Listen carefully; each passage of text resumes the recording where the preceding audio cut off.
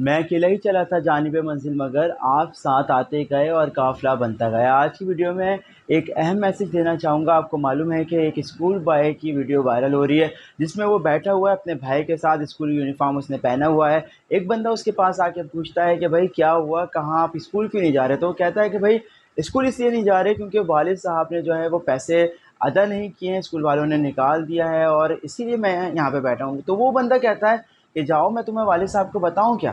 تو وہ کہتا ہے کہ نہیں، والد صاحب کو نہیں بتائیے، وہ پریشان ہو جائیں گے۔ یہاں تک تو اچھا تھا، لیکن مسئلہ یہ ہوا کہ بعد میں اس بچے کی ایک اور ویڈیو وائرل ہوئی جس میں اس نے یہ بتایا کہ یہ جو بھی تھا یہ سارا ٹک ٹاک کے لیے تھا اور وہ یہ میسج دینا چاہ رہا تھا۔ اس نے یہ بتایا کہ ایک ادارہ ہے جس نے اس کے دوستوں کے والد صاحب کو نکال دیا ہے، تو وہ یہ چاہ رہا تھا کہ ان کو دوبارہ سے ہائر کر لیا جائے۔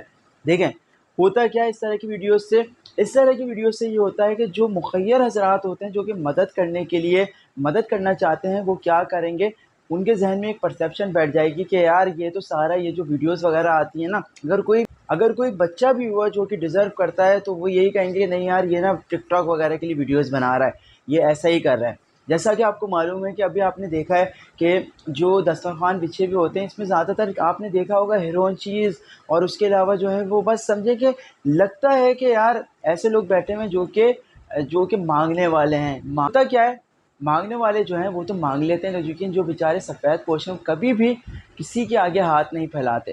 تو آج کی ویڈیو کا بھائی مقصد یہی ہے کہ اس بچے نے ایک اچھا میسج وہ دینا چاہ رہا تھا، لیکن اس کو بتا دینا چاہیے تھا ویڈیو میں، لیکن اس نے ایسا نہیں کیا۔ لیکن مخیر حضرات سے یہ اپیل ہے کہ بھائی آپ اپنا ہاتھ نہیں روکیے گا، کوشش کریں کہ جو مانگنے والے ہیں نا، جو مانگنے والے لوگ ہیں ان کو بالکل بھی آپ کو 1 روپیہ بھی نہیں دینا ہے، ان لوگوں کو پیسے دیجیے جو کہ سفید پوش لوگ ہیں، کیونکہ آج کی مہنگائی بہت زیادہ ہو گئی ہے اور ایسے لوگ بہت زیادہ ہیں۔ مجھے میرے ماں باپ کو اپنی دعاؤں میں یاد رکھیے گا۔ امید کرتا ہوں ویڈیو کا میسج پسند آیا ہوگا۔ آپ کے لیے، آپ کے ماں باپ کے لیے دعا گو ہوں۔ اللہ حافظ۔